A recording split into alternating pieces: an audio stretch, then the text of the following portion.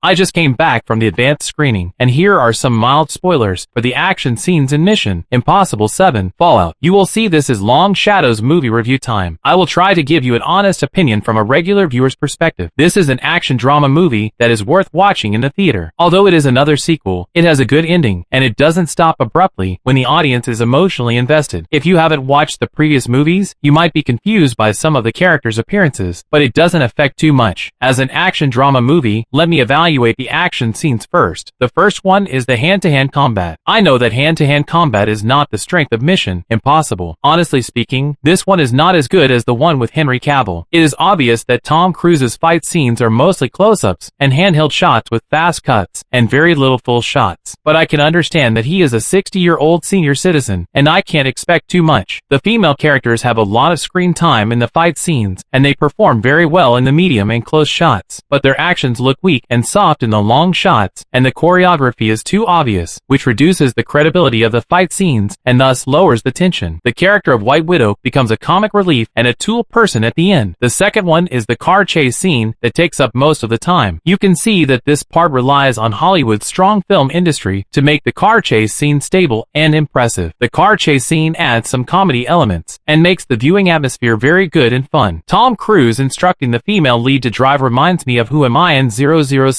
The two driving with handcuffs should be a homage to 007, right? Of course, the car chase scene in this movie has a very good rhythm control, full of surprises, and the main feature is to catch people off guard. The chase time is long but not boring, and the camera work and editing are very steady. The final climax, riding a motorcycle over the cliff, is the best part of the scene. I admire Tom Cruise's attitude and spirit towards movies. When this scene appeared, my heart was in my throat. Tom Cruise jumping off the cliff should be a historical shot, but this thrilling shot only showed a bird's eye view of his back. Where is the side view shot from the poster? Can't they give us a few slow motion shots from different angles? I really want to see this poster image come to life. I didn't see it in the movie, or maybe I missed it. The regret is that if they gave a side view slow motion shot of him flying in the air, I would have applauded. Unfortunately, they didn't. And what annoyed me more was that we still didn't know how Tom Cruise used the glider to catch up with the train and get in. The camera didn't explain it at all. They just gave us the result and ignored the process. I was very dissatisfied with this. This kind of omission of key actions also happened before, when Tom Cruise jumped down the stairs. In one shot he jumped, and the next shot he landed, without any continuity. The opening scene entered the plot slowly, but the encounter at the airport was very good. I liked it very much. The final action scene was also the one that appeared in the trailer. The tension of the train falling off the cliff was very well created. I liked it very much, except for Tom Cruise and the villain's fight on top of the train, which was still a bit lacking, but under the current level of Hollywood fight scenes, it was also decent. The plot was not complicated and easy to understand, but the director was afraid that the audience would not understand, so he added a lot of dialogue between the characters to explain information. It belonged to a lot of dialogue, but a bit repetitive information. The most frequent word in 168 minutes was key. The plot could have been tighter, but because it was divided into two parts, some sections were still a bit dragged out, and Tom Cruise's final motorcycle ride and the cross-cutting of dialogue with the characters in the train disrupted the mood. I didn't like this part of the editing very much, but at least this movie didn't fool the audience.